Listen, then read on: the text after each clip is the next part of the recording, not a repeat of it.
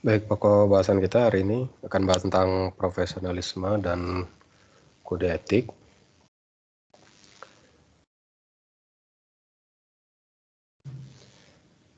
Nah, ada dua hal yang akan dijelaskan. Yang pertama, apakah engineer atau insinyur adalah profesi dan apa pengertian dari kode etik.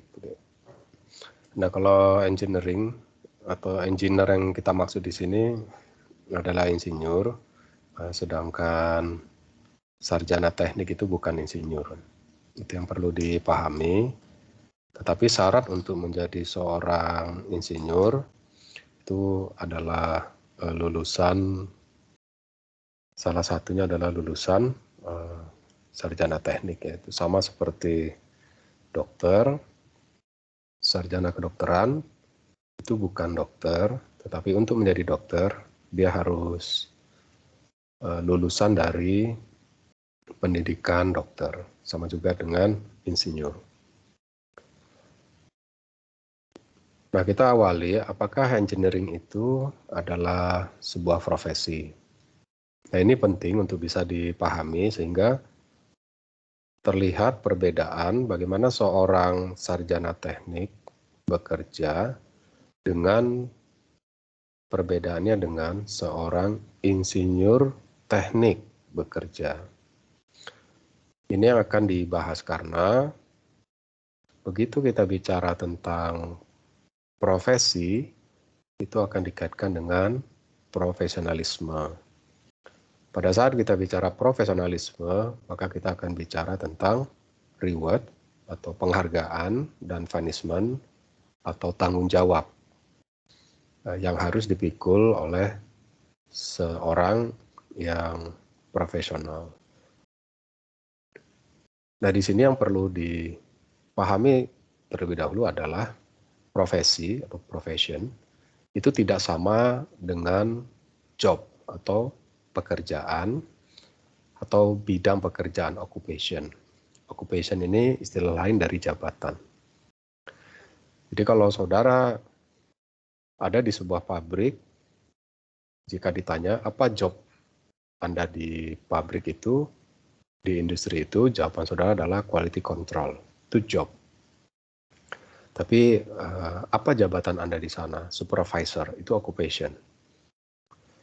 Nah, profesi itu di mana dia? Apakah ketika saudara mengklaim bekerja sebagai seorang supervisor dan Anda adalah seorang supervisor di quality control, maka saat itu saudara sudah dikatakan berprofesi? Jawabannya tidak.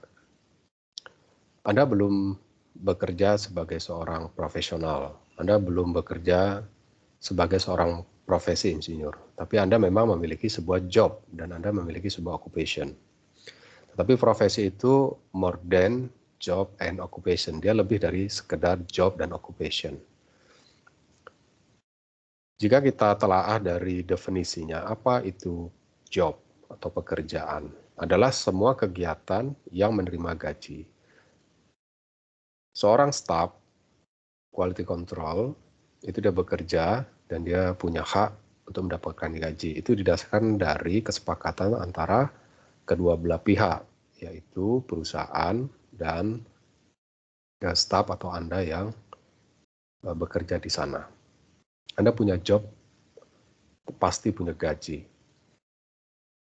Tetapi tanpa tuntutan keahlian. Anda di sana diterima, baru tamat dari pendidikan sarjana, tidak punya pengalaman sebagai seorang quality control, perusahaan terima Anda bekerja di sana. Tidak ada tuntutan keahlian, hanya tuntutannya adalah lulusan S1, umur Anda memenuhi, dan Anda diterima di sana. Nah, selanjutnya adalah tanggung jawab perusahaan bagaimana membentuk kompetensi yang ada pada diri Anda. Tapi Anda belum punya keahlian. Hanya sebuah rekognisi atau pengakuan bahwa saudara itu punya kemampuan yang sejajar dengan pendidikan strata 1. Jadi tanpa tuntutan keahlian dan tanpa tanggung jawab yang diberikan. Jadi tanggung jawab yang akan saudara terima adalah sesuai dengan isi kontrak antara saudara dengan perusahaan. Itu job. Saudara diterima bukan karena saudara adalah seorang ahli yang diakui oleh masyarakat. Tidak. Yang mengakui saudara itu hanya perguruan tinggi yang menerbitkan ijazah saudara itu. Jadi saudara lulus tanpa keahlian.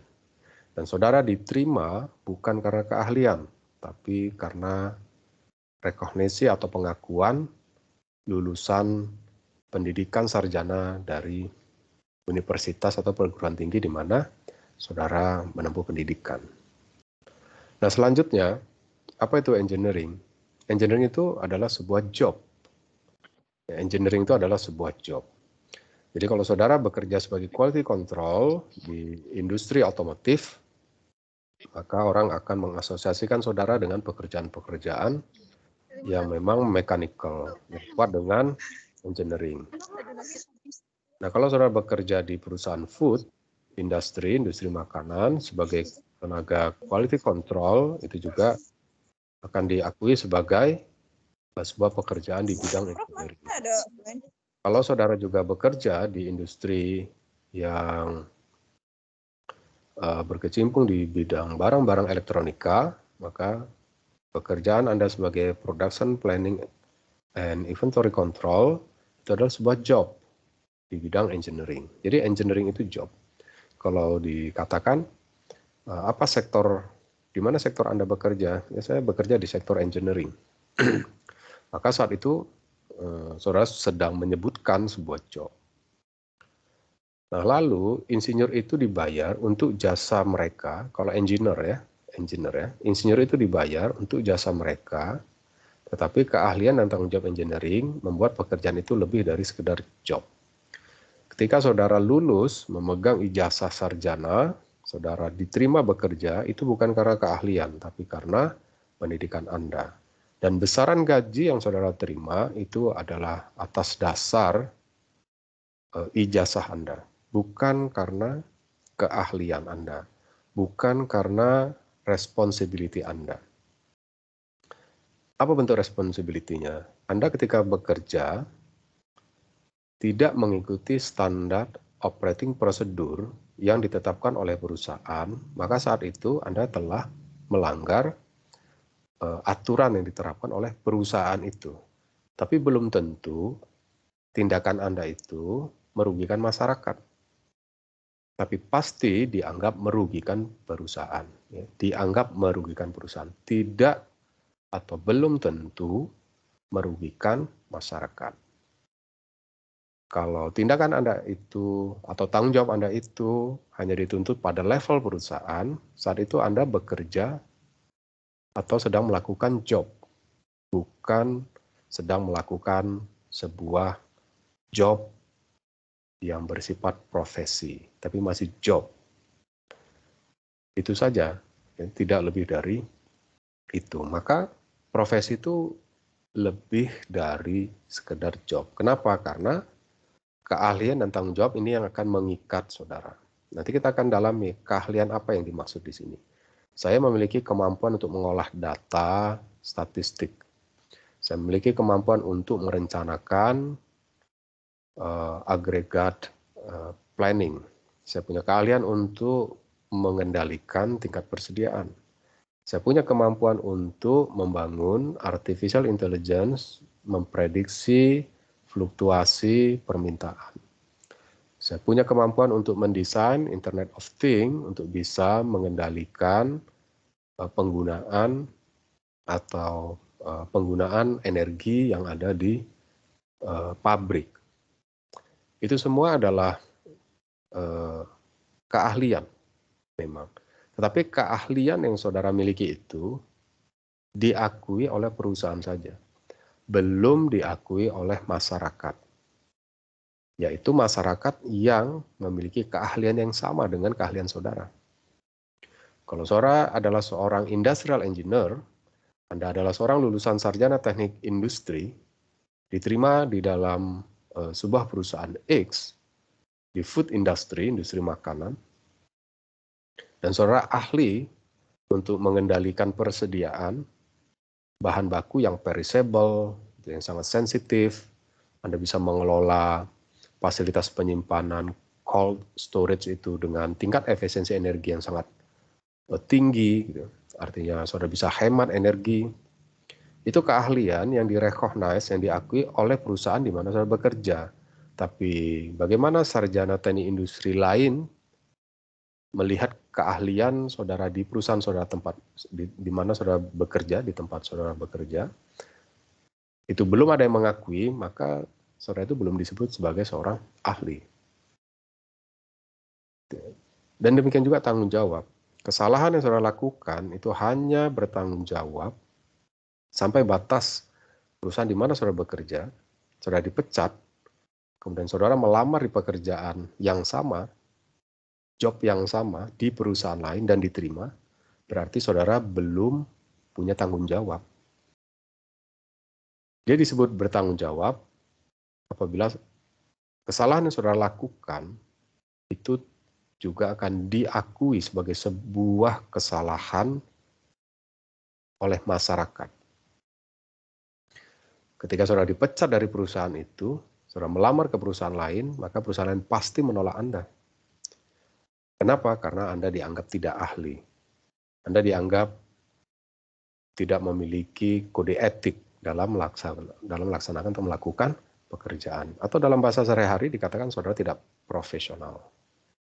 Itu bedanya. Ya. Maka profesi itu bukan hanya masalah job, bukan hanya masalah jabatan, tapi lebih dari itu, yaitu keahlian yang diakui oleh masyarakat dan pertanggungjawaban saudara juga itu kepada masyarakat. Itu yang membedakan job dengan profesi.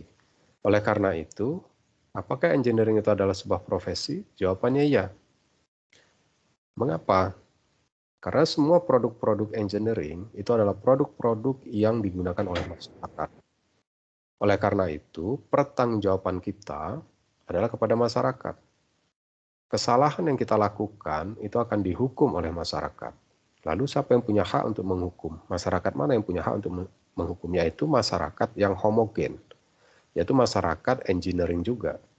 Orang yang memahami teknologi, orang yang memahami pekerjaan itu, itulah masyarakat yang memiliki hak untuk bisa mempunishment kita. Dalam bahasa sehari-hari dikenal dengan istilahnya kolega kita.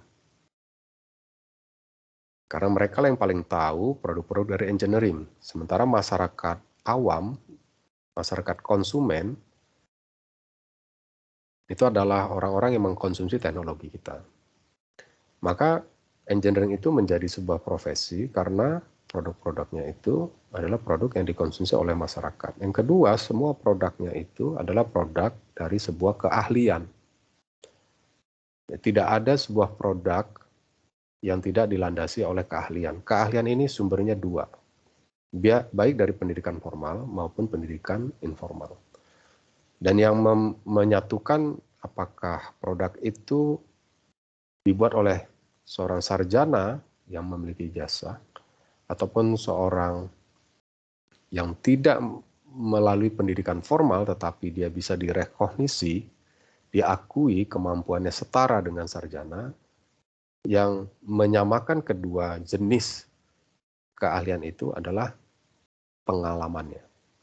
Jadi tidak mungkin seorang sarjana teknik itu langsung diakui memiliki profesi kalau belum punya pengalaman. Masih 0 tahun, baru tamat, langsung diakui sebagai seorang insinyur itu tidak mungkin. Kenapa? Karena keahlian itu harus diuji.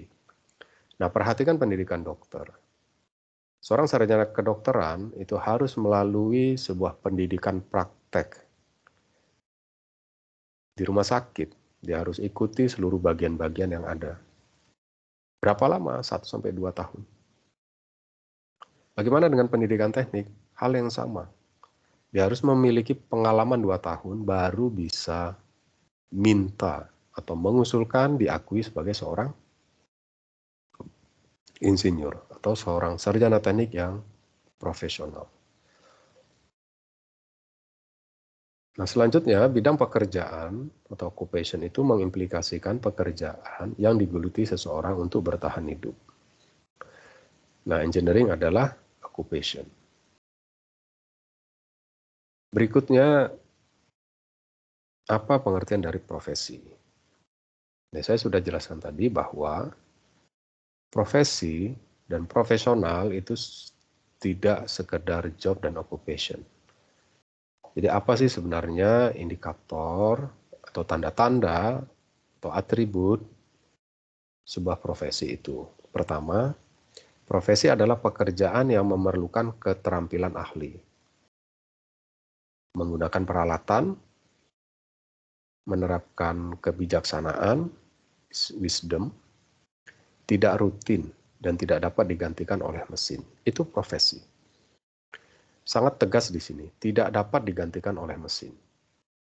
Jadi kalau pekerjaan mengelas itu dapat digantikan oleh mesin, maka pengelasan itu bukan profesi. Kegiatan mengelas di pabrik dari jam 8 sampai jam 4 sore, rutin, setiap hari, dari jam 8 sampai jam 4 sore. Itu bukan profesi, karena rutin. Pekerjaan mengelas itu tidak perlu wisdom. Ada barang, ada gambar teknik, ada material, ada peralatan, langsung dilas. Tidak ada wisdom. Tidak ada wisdom. Tidak ada kebijaksanaan. Karena tidak ada situasi yang mengharuskan dia bersikap bijaksana. Bijaksana ini pengertiannya ya, ketika kita punya uang yang pas-pasan, yang hanya kita dedikasikan untuk kebutuhan hidup sehari-hari, tetapi ada permintaan dari orang tetangga kita yang kelaparan, yang membutuhkan bantuan kita, maka wisdom itu muncul. Apakah kita akan tetap biarkan tetangga kita kelaparan, atau kita kurangi kadar atau volume belanja kita, yang dengan uang kita itu hakikatnya pas-pasan. Tapi ini kita kurangi. Kita berempat di rumah, kita kasih 1 porsi untuk tetangga kita yang kelaparan, dan kita sisakan 3 porsi untuk kita makan berempat. Itu namanya wisdom. Mengelas yang saya sebutkan tadi, ya, kegiatan mengelas yang saya sebutkan tadi ya, itu tidak membutuhkan wisdom. Jika situasi itu dihadapkan tidak membutuhkan wisdom, ya dia bukan profesi.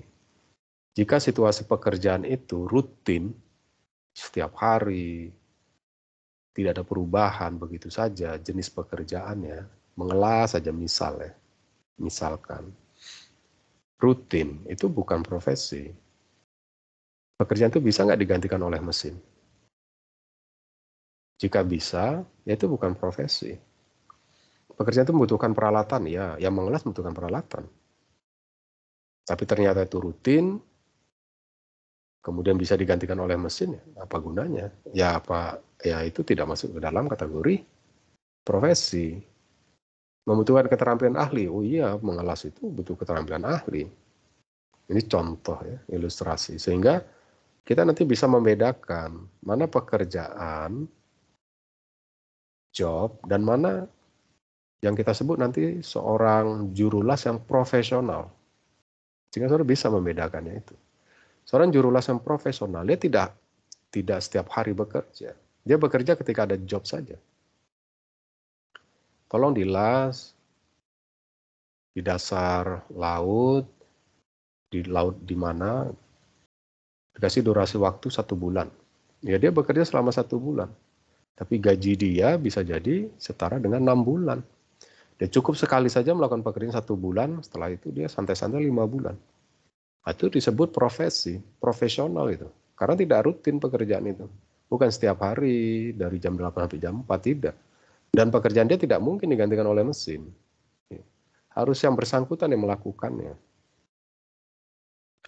Kemudian yang kedua, atribut dari profesi itu, keanggotaan profesi mensyaratkan pendidikan formal yang tinggi, bukan melalui pelatihan praktis dan belajar dari pengalaman. Di seorang yang dikatakan profesional, itu syaratnya punya pendidikan formal. Makanya syarat untuk menjadi seorang insinyur itu sarjana teknik. Ya insinyurnya banyak ya, sarjana teknik, sarjana pertanian, sarjana peternakan, itu bisa jadi insinyur. Nah kita fokus kepada tekniknya saja dulu.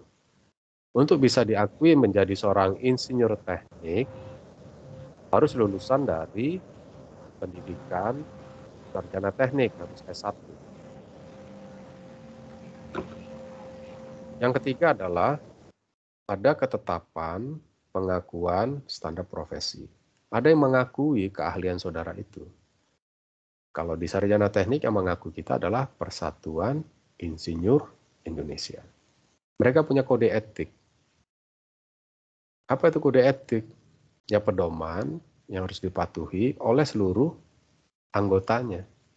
Maka profesi itu pengakuan dari kolega. Saya bisa disebut sebagai seorang insinyur apabila kolega saya itu mayoritas mengakui saya. Saudara bisa dikatakan seorang insinyur apabila kolega saudara sama-sama sarjana teknik industri itu mengakui saudara. Saudara adalah seseorang yang profesional. Tapi untuk bisa diakui, saudara melamar dulu memang. Syaratnya apa? Pendidikan sarjana teknik industri. Setelah saudara lamar, baru saudara di-assessment, dinilai. Nah, apakah kolega teman-teman kita sesama sarjana teknik industri itu mengakui kita? Tidak. Dan yang mengakui saudara itu harus seorang insinyur yang sebelumnya sudah diakui terlebih dahulu. Itulah yang nanti rame-rame menilai Anda. Apakah Anda itu layak bergabung sebagai seorang insinyur. Sebagai seorang yang profesional. Jadi bukan individu yang mengakui insinyur itu, tapi kolektif masyarakat yang punya bidang pekerjaan yang sama. Kenapa? Karena ada standar profesinya. Dan berikutnya yang keempat, hasil yang baik dan nyata yang diperoleh publik dari praktek profesi. Jadi profesi itu muncul karena ada kebutuhan dari masyarakat. Masyarakat ingin ada jaminan, ya. Jembatan yang sehari-hari mereka lewati itu memang benar-benar dibangun sesuai dengan standar mutu. Lalu bagaimana? Siapa yang bisa menjamin itu? Ya masyarakat tidak bisa menjamin, dia berharap kepada pemerintah. Pemerintah pun tidak bisa menjamin. Kenapa? Karena pekerjaan itu diberikan oleh pemerintah. Siapa yang bisa menjamin? Yang melakukan pekerjaan. Lalu yang melakukan pekerjaan ini bagaimana supaya dipaksa dia bekerja secara profesional? Ya ada teman-temannya. Teman-temannya yang mengawasi. Oleh karena itu ketika seorang sarjana teknik yang sudah berprofesi sebagai seorang insinyur teknik, membangun sebuah pekerjaan, objek yang dia kerjakan itu rusak berat, dan dia tidak bisa membuktikan bahwa kerusakan itu bukan dari kelalaian dia sebagai seorang insinyur, dia tidak bisa buktikan, karena alam dia tidak bisa buktikan, karena dirusak orang lain, tapi justru kerusakan itu muncul dari kelalaian dia. Analisisnya salah, perhitungannya tidak akurat. Maka koleganya, teman-temannya akan ramai-ramai menolak yang bersangkutan untuk bergabung dimanapun perusahaan yang punya bidang pekerjaan yang sama. Itu tanggung jawabnya luar biasa, berat tanggung jawabnya. Oleh karena itu, si insinyur yang diminta untuk membangun jembatan ini itu berhak dibayar mahal. Kenapa? Karena pertanggungjawaban dia terhadap jembatan yang dia bangun itu adalah seumur hidupnya. Setelah 50 tahun jembatan itu dibangun, terjadi kerusakan, insinyur ini masih hidup, maka insinyur ini akan dicari, diminta pertanggungjawabannya. Untuk membuktikan bahwa kerusakan itu bukan karena salah perhitungan, bukan karena salah rancangan, tapi karena memang kerusakan dari gangguan alam. Silahkan dibuktikan. Apabila si insinyur tidak mampu membuktikan, maka insinyur itu akan bertanggung jawab. Nah, itu yang membedakan job occupation dengan profesi. Jadi sangat jelas di sini, sehingga saudara bisa memahami mengapa pekerjaan-pekerjaan yang dilindungi secara profesional itu mahal. Profesi sebagai akuntan itu mahal, profesi sebagai dokter. Dia bisa bekerja dengan membuka praktek sendiri. Kenapa? Karena koleganya itu mengakui Anda ini profesional sama seperti kami, silahkan bekerja. Saudara punya izin itu untuk buka praktek. Nah, praktek insinyur itu juga bisa dilakukan secara individu. Kenapa? Karena ramai-ramai komunitasnya sudah mengakui, silahkan dibuka kantor prakteknya. Tetapi kalau saudara tidak berprofesi, saudara buka praktek pun itu meragukan. Kenapa? Karena tidak ada yang menjamin. Tidak ada yang menjamin. Jadi kalau insinyur, karena ini sebuah profesi, ada yang menjamin. Siapa yang menjamin? Seluruh insinyur yang ada di Republik ini. Kenapa? Karena ada asosiasinya, ada wadahnya. Nah, saudara ikut bertanggung jawab di sana. Ketika saudara melakukan kesalahan, maka asosiasi saudara akan menghukum dengan cara membuktikan ya secara ilmiah bahwa Anda lalai dalam melaksanakan pekerjaan. Berarti Anda tidak profesional. Kalau Anda tidak profesional, ya kami tidak akan terima Anda lagi di sini. Silahkan cari pekerjaan lain. Nah, seperti itu besar tanggung jawab seorang profesi insinyur. Apabila kita telaah secara makna kata, profesi itu adalah bidang pekerjaan yang dilandasi pendidikan bidang keahlian. Dilandasi pendidikan, itu garis bawahnya ya. Kemudian, profesional itu adalah berkaitan dengan profesi. Jadi kalau kita ingin katakan seseorang itu profesional, pastikan dia sudah punya profesi. Oh, ini dokter yang profesional. Nah, Anda akan sebut kata dokternya dulu, baru Anda ikuti dengan kata profesional. Berarti kan ada profesinya dulu. Oh, dia seorang insinyur yang profesional. Anda awali dengan menyebutnya insinyur dulu. Nah, untuk mendapatkan gelar insinyur, itu syaratnya sarjana teknik. Tapi tidak cukup sarjana teknik saja, tapi sarjana teknik yang sudah minimal bekerja 2 tahun dan diakui oleh masyarakat insinyur. Profesional itu memerlukan kepandaian khusus untuk melakukan pekerjaan. Nah, teknik industri itu punya keahlian khusus. Apa keahlian khususnya? Itu yang sudah saudara pelajari di Introduction to Industrial Engineering. Apa saja keahlian khusus seorang sarjana teknik industri? Kemudian saya mengharuskan adanya pembayaran. Jadi disebut profesional, semua pekerjaan saudara itu dibayar. Ada yang datang kepada saudara minta pendapat, Anda dibayar. Itu yang disebut dengan jasa konsultan.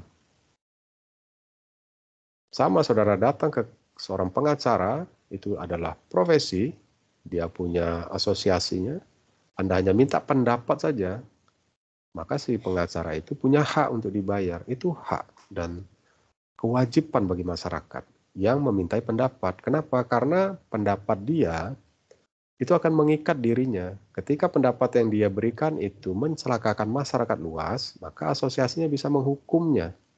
Nah, begitu besar tanggung jawab seorang profesi itu. Menurut Bertrand, profesi itu adalah suatu masyarakat moral yang memiliki cita-cita dan nilai bersama karena latar belakang pendidikannya sama. Jadi mereka punya moralitas karena memiliki cita-cita, nilai yang sama, nilai latar pendidikan yang sama, dan bersama-sama memiliki keahlian yang tertutup bagi orang lain. Sarjana teknik industri itu tertutup hanya untuk teknik industri. Keahlian teknik industri hanya bisa dikuasai oleh orang yang kuliah di teknik industri. Sarjana teknik sipil, keahliannya itu hanya dimiliki oleh yang sekolah di teknik sipil. Ini tertutup dia. Nah, itu menurut Bertrand.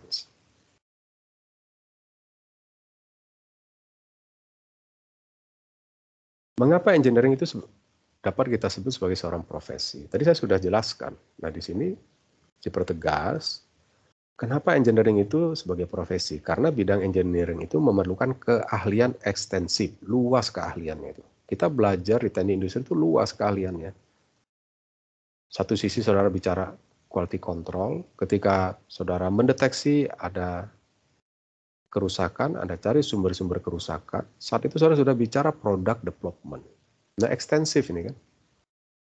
Pekerjaan Anda spesialis di quality control di perusahaan itu, ketika menganalisa, Anda harus gunakan knowledge, pengetahuan tentang product development. Nah, itu keahlian ekstensif. Dan ekstensifnya itu tingkat tinggi, di mana ditunjukkan dari lama pendidikan kerja kesarjanaan selama 4 tahun. Nah, itu mengapa engineering itu dapat kita klaim sebagai sebuah profesi. Pertama, karena kita sekolah. Dan sekolahnya itu sekolah yang mengajarkan keahlian yang ekstensif tingkat tinggi. Kemudian esensi desain engineering. Ya. Esensi desain engineering. Pertama, argumentasinya tentang keahlian dan pendidikan. Yang kedua, tentang esensi desain engineering. Adalah penilaian atau kemampuan yang menentukan bahan, peralatan, proses, dan lainnya untuk memenuhi standar yang telah ditetapkan. Nah, saudara bekerja sebagai seorang sarjana teknik industri, itu pekerjaannya adalah mendesain. Apa esensi mendesain? Kalau saudara diminta untuk mendesain, berarti saudara harus menilai apakah material ini layak digunakan atau tidak. Apakah peralatan yang akan kita gunakan untuk membuat produk ini layak atau tidak untuk digunakan. Apakah prosesnya ini cukup atau layak untuk kita terapkan dan lainnya. Dan itu semua layak tidak layaknya ada acuannya, ada referensinya yang kita sebut sebagai standar. Ketiga, adanya kebijaksanaan, yaitu menjaga kadar intelektualitas dan kerahasiaan informasi bisnis. Pekerjaan engineering itu dihadapkan kepada kemampuan kita untuk kemampuan intelektualitas kita. Kita mampu menjelaskannya secara ilmiah. Setiap pertanyaan-pertanyaan yang muncul itu bisa kita jelaskan secara ilmiah. Ilmiah itu cirinya faktual, ada data, dan ada metode. Faktual, tersedianya data atau informasi, dan adanya metode. Itu disebut scientific, yang menjadi syarat intelektual. Kemudian, pekerjaan-pekerjaan itu menjunjung tinggi kerahasiaan. Ya, tidak mudah menceritakan apa komposisi bahan dari produk kita itu. Tidak mengumbar rahasia-rahasia perusahaan. Nah, itu pekerjaan engineering. Kenapa? Karena ini yang menjadi competitiveness, daya saingnya. Maka seorang insinyur itu harus menjaga kehormatan perusahaannya dengan tidak membocorkan rahasia atau informasi bisnis. Yang keempat argumentasinya, kenapa engineering itu adalah sebuah profesi? Karena pekerjaannya itu harus menjamin keselamatan umum dari penggunaan produk atau peralatan yang dirancangnya. Apapun yang saudara kerjakan itu sudah jauh ke depan untuk menjamin apa yang kita buat itu tidak akan mencelakakan masyarakat umum. Kita harus jamin orang yang menggunakan produk kita itu aman, sehat, tidak rugi. Yang kelima, memastikan desain dapat digunakan sesuai tujuan pembuatannya dan mengisi pasar secara aman. Kalau yang keempat kita bicaranya keselamatan umum, yang kelima kita bicaranya keuntungan bagi perusahaan.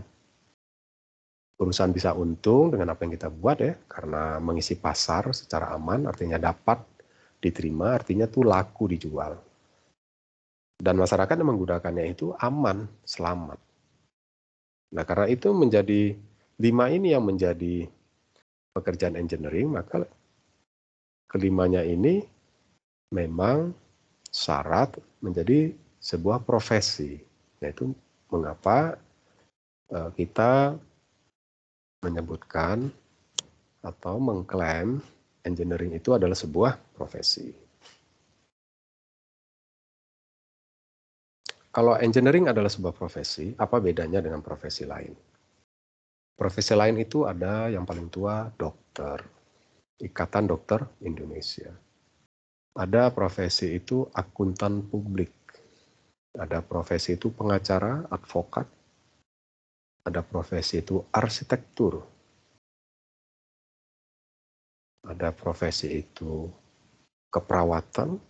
Ada profesi itu kebidanan. Ada profesi itu psikolog. Ya. Apa sih yang membedakan insinyur teknik ini, profesi teknik ini dengan profesi lain? Pertama, bedanya, di teknik itu melibatkan banyak bidang pekerjaan dan profesi lain. Pekerjaan sebuah proyek engineering itu tidak hanya melibatkan orang engineering saja, melibatkan profesi hukum, advokat, pengacara, notaris. Untuk apa? Untuk perizinan, untuk legalitas. Membutuhkan profesi yang berkaitan dengan katakanlah kalau proyeknya industri, kita membutuhkan bidang sipil, kita juga membutuhkan bidang fisik engineering, ya, teknik fisika. Artinya apa? Artinya memang profesi teknik engineering itu adalah profesi yang tidak mungkin kita melakukan satu pekerjaan stand alone, berdiri sendiri, ya. Itu sangat membutuhkan profesi lain. Telah lulus pendidikan sarjana. Nah, ini pada umumnya memang mensyaratkan tidak mempunyai status sosial. Nah, ini bedanya.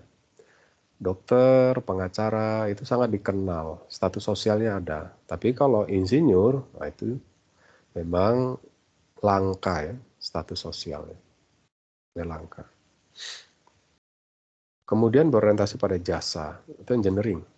Orientasinya pada jasa. Memberikan advice, ya. Berbeda dengan dokter. Dokter itu kecenderungannya dia melakukan tindakan medis. Pengacara dia melakukan tindakan. Tapi kalau engineering, ini mayoriti, ya, adalah banyak memberikan advice. Nah, meskipun kalau kita perhatikan kesamaannya itu ya sangat besar, ya, antara profesi engineering dengan profesi lainnya. Lalu mana sih yang paling menonjol? Kalau pendidikan S1 ya sama-sama pendidikan S1. Jasa ya dokter juga sering konsultasi saja, ya, tidak melakukan tindakan. Status sosial lainnya memang membedakan, ya. Status sosial seorang dokter, pengacara itu memang di tingkat penerimaan masyarakat itu sangat tinggi. Ya, berbeda kalau masyarakat mendengar profesi insinyur dengan mendengar profesi dokter. Dan itu saat ini memang tingkat penerimaannya jauh lebih besar, terutama dokter, karena dokternya adalah sebuah profesi yang sangat luar biasa kuatnya. Ya, persatuan begitu kuat. Nah, sementara profesi-profesi lain itu masih langka. Dan tidak bersentuhan langsung dengan masyarakat luas. Kalau dokter kan bersentuhan langsung dengan masyarakat luas. Pengacara, advokat itu bersentuhan langsung dengan masyarakat luas dan langsung menjawab kebutuhan masyarakat itu. Karena yang dia layani, ya, dokter, pengacara itu kan individu, kan, mayoritas, ya. Tapi kalau engineering yang dilayaninya itu kelompok. Engineering itu pekerjaannya melayani perusahaan, ya tidak langsung kepada masyarakat publik. Perusahaan minta dibuatkan sebuah desain. Perusahaan meminta kita untuk menganalisis kenapa sih efisiensi atau produktivitas di tempat saya itu rendah. Tidak kontak langsung dengan masyarakat. Nah, ini yang membedakan, yang berakibat kepada status sosial tadi. Gitu, ya. Nah, setelah kita bicara apa itu profesi, selanjutnya kita bisa kaitkan dengan kode etik. Kode etik ini adalah sebuah pedoman yang dirumuskan bersama-sama oleh masyarakat profesi. Kenapa mereka membangun kode etik ini? Karena standarisasi profesi. Kapan seseorang insinyur itu dikatakan tidak profesional? Nah, pasti ada aturan yang dia langgar. Pasti ada pekerjaan yang tidak sesuai standar. Nah, itulah yang dirumuskan. Nah, pedoman itu yang kita sebut sebagai kode etik. Kode etik itu bukan dokumen hukum. Jadi kode etik itu isinya bukan menghukum. Tapi kode etik itu adalah aturan yang memaksa bagaimana cara seseorang melakukan pekerjaannya. Kode etik memberikan kerangka kerja penilaian etika ya. Kerangka kerja penilaian etika bagi seorang profesional. Jadi menilai etika. Tidak ada kode etik yang komprehensif ya, dan mencakup semua situasi etika yang mungkin dihadapi insinyur. Jadi kalau kita bicara ini kode etiknya kok sangat fleksibel, terlalu normatif ya, karena memang kode etik itu tidak ada yang komprehensif. Maka untuk bisa komprehensif dibuatlah rumusan yang punya fleksibilitas yang cukup tinggi. Kode etik itu lebih berfungsi sebagai titik awal pengambilan keputusan yang etis. Jadi pedoman ya, bagi seorang insinyur kalau dia mau bertindak, dia pelajari dulu apa sih kode etiknya, apakah ada kode etik yang saya langgar atau tidak. Cara menerapkan prinsip-prinsip moral dan etika. Jadi kode etik itu mengajarkan cara ya bagaimana kita bermoral, bagaimana kita bekerja menjunjung tinggi etika, penuntun dan pengingat tentang cara bertindak. Jadi bicara cara juga. Mendukung posisi seseorang dalam kegiatan tertentu. Jadi kode etik ini justru memperkuat ya. Seseorang melakukan pekerjaan. Ketika ada sebuah kesalahan, maka yang dilihat adalah kode etiknya. Kode etik yang mana yang dilanggar? Nah ini kan akan membantu si insinyur untuk membuktikan bahwa saya sudah profesional. Buktinya tidak ada satupun kode etik yang saya langgar. Jadi kerusakan benda kerja ini, proyek ini bukan karena kelalaian saya, tapi ada faktor lain yang memang sejak awal tidak terdeteksi. Mendukung posisi seorang dalam kegiatan tertentu. Ya, jadi karena ada kode etik itulah si insinyur tadi bisa berargumentasi bahwa tidak ada niat atau kesengajaan untuk mencelakakan orang lain. Gitu. Ya dia buktikan melalui kode etik tadi. Dapat menunjukkan kepada orang lain ya, menunjukkan pada orang lain bahwa profesi insinyur ini sangat memperhatikan tanggung jawab profesional. Nah, dengan ada kode etik, masyarakat menjadi agak nyaman. Oh, dia insinyur, dia punya kode etik. Kalau kerjanya sembarangan, oh dia bisa kena hukum tuh. Hukumnya apa? Oh, dia bisa tidak diterima dimanapun, kena blacklist. Jadi, masyarakat menjadi lebih nyaman. Apa tujuan kode etik itu dibuat? Kode etik lebih menunjukkan cara penerapan prinsip-prinsip moral dan etika. Ya, tadi sudah dijelaskan dalam praktek profesional. Cara kode etik mencapai tujuan ini antara lain, ya, caranya ya, dari kode etik ini membantu menciptakan lingkungan di dalam sebuah profesi di mana perilaku etika menjadi norma. Dengan adanya kode etik ini itu kan banyak ya, ada 8, ada 12, ada 20, mungkin ada 3 atau ada 5 gitu ya. Poin-poinnya. Nah, itu akan poin-poin itu akan membantu menciptakan lingkungan yang lebih kondusif ya. Kedua, menjadi penuntun dan pengingat tentang cara bertindak pada situasi tertentu. Nah, kita kan sebagai engineer itu selalu dihadapkan pada sebuah situasi itu. Ini mana yang kita dulukan, mutunya kita turunkan, atau kita jamin masyarakat publik itu selamat kalau pakai produk kita. Kalau mutu kita turunkan, efisiensi produksinya itu tinggi. Biaya produksi bisa lebih rendah, kita bisa dapat untung banyak perusahaan. Tapi kalau zero accident yang kita tuju, wah ini efisiensinya artinya biayanya itu mahal. Kalau biaya produksinya mahal, harga jual mahal, keuntungan bisa tipis. Malahan tidak kompetitif produk kita. Nah, dengan ada kode etik, itu akan bisa menuntun kita, ya, mengingat kita bagaimana kita bertindak ya kalau dihadapkan pada situasi tadi. Ya, untuk memilih menurunkan mutu atau menjamin zero accident masyarakat yang menggunakan produk kita. Yang nomor 3, berguna mendukung posisi seorang dalam kegiatan tertentu. Adanya Kode etik ini artinya seseorang itu diikat, maka perusahaan merasa nyaman untuk bisa memberikan gaji yang besar kepada seorang insinyur ini. Kenapa? Karena diyakini dengan kode etik itu, si insinyur ini adalah orang yang tanggung jawabnya luar biasa. Yang keempat, memberikan sedikit dukungan bagi seseorang yang sedang dalam tekanan atasan untuk berperilaku tidak etis. Dengan adanya kode etik, kita ketika dipaksa oleh perusahaan untuk mengorbankan masyarakat luas, kita bisa menggunakan kode etik sebagai tameng kita bahwa di profesi saya, tuntutan yang diminta oleh manajemen itu tidak mungkin saya kerjakan. Kenapa? Karena saya diikat oleh kode etik. Saya ini profesional. Nah, kode etik itu bisa kita jadikan alat untuk kita menolak perintah dari manajemen. Dan ini sangat kuat gitu. Dan manajemen juga menjadi malu ya kalau tetap memaksakan kepada kita untuk melakukan pekerjaan yang tidak etis. Mendukung posisi seseorang dengan menunjukkan adanya kepekaan kolektif tentang perilaku yang benar. Kalau kita dengar ada seorang insinyur, maka kita akan dukung dia. Dia mencalonkan diri menjadi pejabat, kita akan dukung dia. Kenapa? Kita yakin dia itu seorang insinyur, pasti bekerja berlandaskan kode etik. Nah, itu yang membuat posisi seseorang yang berprofesi sebagai seorang insinyur itu menjadi kuat karena dia akan mendapat dukungan dari koleganya. Ya bukan karena jiwa korsa sama-sama insinyur, tapi karena sesama insinyur ini punya keyakinan jika seseorang insinyur itu mengajukan diri atau diusulkan menjadi seorang pejabat, dia akan bekerja secara profesional. Kenapa? Karena dia memang bekerjanya acuannya ada, yaitu kode etik.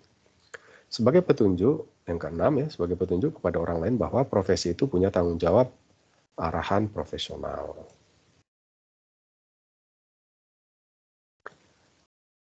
Sepintas, kode etik itu menarik dan punya 6, ya, punya banyak benefit manfaat bagi seorang profesi insinyur. Tapi di sisi lain, secara teoritis, kode etik itu juga justru bisa memberatkan bagi seorang insinyur. Apa saja? Nah, kritik terhadap kode etik itu ada hal-hal yang justru memberatkan ya dalam sebuah kode etik yang harus diikuti para komunitasnya. Dalam hal ini kode etik insinyur yaitu tuntunan-tuntunan yang harus diikuti ya oleh para insinyur. Apa sih yang akan memberatkan bagi insinyur itu? Yang pertama, bahwa jumlah anggota profesi adalah sangat sedikit sehingga mereka tidak merasa perlu diatur oleh kode etik.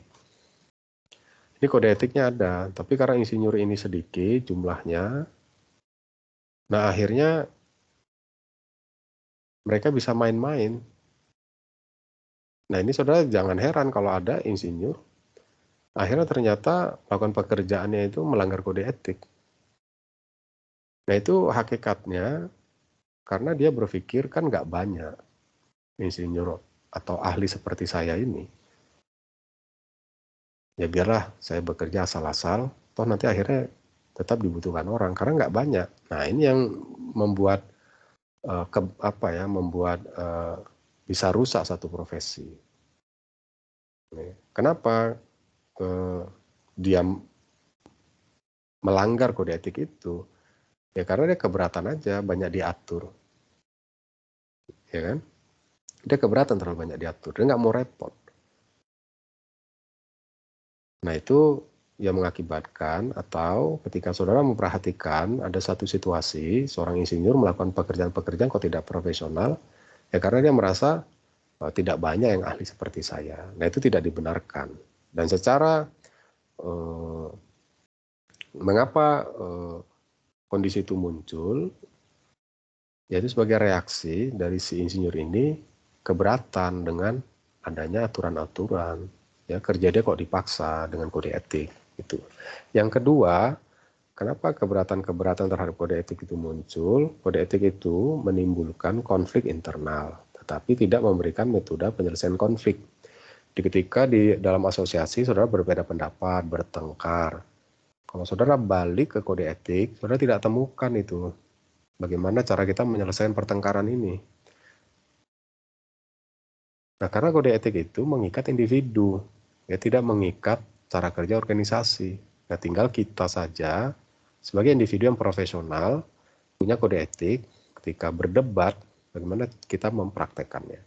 Tapi ketika perdebatan itu muncul, bertengkar, selisih pendapat, sangat tajam, kita nggak bisa ngomong, mari kita kembalikan kepada kode etik. Nggak bisa. Kenapa? Karena di kode etik tidak diatur itu.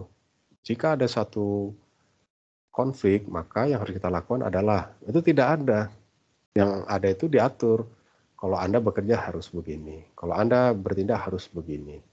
Kalau Anda menghadapi informasi harus begini. Semua diatur secara individu. Gitu. Tidak diatur bagaimana interaksi antar individu dalam menjalankan organisasi profesinya. Yang ketiga, keberatan terhadap kode etik itu, kode etik itu memaksakan etika dengan ancaman hukuman, bukan pemberian penghargaan atas ketaatan. Di dalam kode etik, itu ujung-ujungnya jika Anda tidak mematuhinya, maka Anda akan dipecat. Maka Anda tidak akan diberi pekerjaan proyek lagi. Itu orientasi pada hukuman. Lalu bagaimana seorang insinyur yang bekerja secara profesional di kode etik dinyatakan tidak besar penghargaan itu? Tidak ada. Orientasinya semua kepada hukuman. Kenapa? Karena semangatnya ingin menjamin ya. Kenapa hukuman yang lebih ditonjolkan? Untuk menjamin insinyur itu serius melakukan pekerjaan. Seseorang akan serius apabila bicaranya sanksi atau punishment kan, dibandingkan dengan reward. Nah, tapi ini juga yang dikritik. Harusnya kita yang profesional, kode etik atur juga. Bagaimana menghargai kita yang punya profesionalisme ini sangat tinggi. Dan bicaranya punishment saja. Nah, ini 3 poin ya yang akan kita temukan. Mengapa ya masih ada profesi-profesi itu keberatan dengan kode etiknya? Ya, karena 3 hal ini. Kalau saudara ingin melihat contoh kode etik, itu bisa lihat IEEE maupun NSPE. Kalau IEEE itu isi kode etiknya itu sifatnya umum. Kalau NSPE itu National Society Professional Engineer ya, itu lebih rinci. Ya. Kalau IEEE ini Electronic and Electronic Institute for Engineer of Electronic and Electro Engineers ya, institution. IEEE itu tidak menyebutkan tugas pihak yang mempekerjakan insinyur. Jadi kalau saudara bekerja, ini sama-sama engineering semua nih ya. Yang NSPE ini juga mechanical, IEEE ini electrical. Di dalam kode etiknya, dia tidak menyebutkan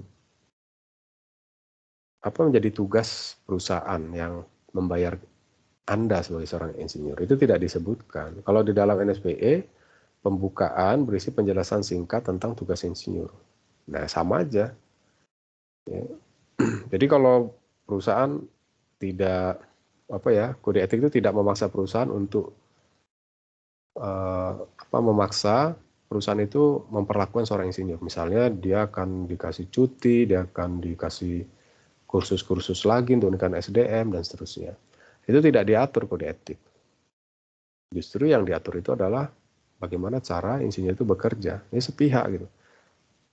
Kerja kita itu diatur, tapi bagaimana perusahaan terhadap kita itu tidak diatur. Loh, kenapa seperti itu? Kok rasanya nggak adil? Ya memang harus seperti itu, harus demikian. Karena kode etik itu kan yang nyusun masyarakat. Yang nyusun itu insinyur itu sendiri. Ya kenapa kita harus minta kepada perusahaan untuk bisa menjelaskan apa yang harus kita kerjakan. Justru kita sesama insinyur teknik industri inilah yang merumuskan ketika nanti bekerja apa saja sih yang harus kita lakukan. Itu.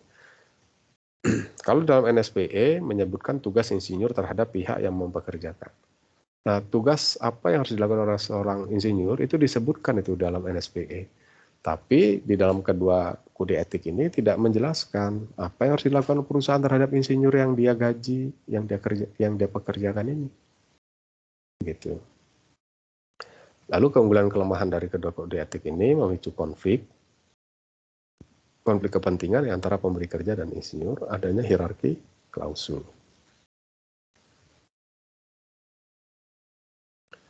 Apakah kode etik dan organisasi profesi dapat melindungi anggota? Jadi kalau saudara jadi insinyur, disahkan dapat kartu tanda anggota Persatuan Insinyur Indonesia, dapat surat tanda registrasi insinyur, dapat keahlian insinyur profesional Madya IPM, atau insinyur profesional utama IPU, atau insinyur profesional Pratama IPP. Apakah dengan saudara sudah menjadi anggota Persatuan Insinyur Indonesia itu menjamin saudara akan dilindungi itu oleh profesi Anda? Ada dokter dituduh malpraktek, ada nggak jaminan profesi dokter itu akan melindungi si dokter tadi? Nah, kalau kita lihat faktanya, banyak yang terjadi dilindungi. Kenapa demikian? Karena apabila kesalahan terbukti, maka dokter sebagai sebuah profesi akan terancam. Insinyur sebagai sebuah profesi akan terancam akibat satu kesalahan orang ini. Maka sesama profesi akan rame-rame melindungi. Tapi ketika melindungi pekerjaan kolega kita, teman kita ini, kita juga dihadapkan pada kode etik. Nah, kita tidak boleh berbohong. Ya, harus mengungkapkan sebagaimana mestinya.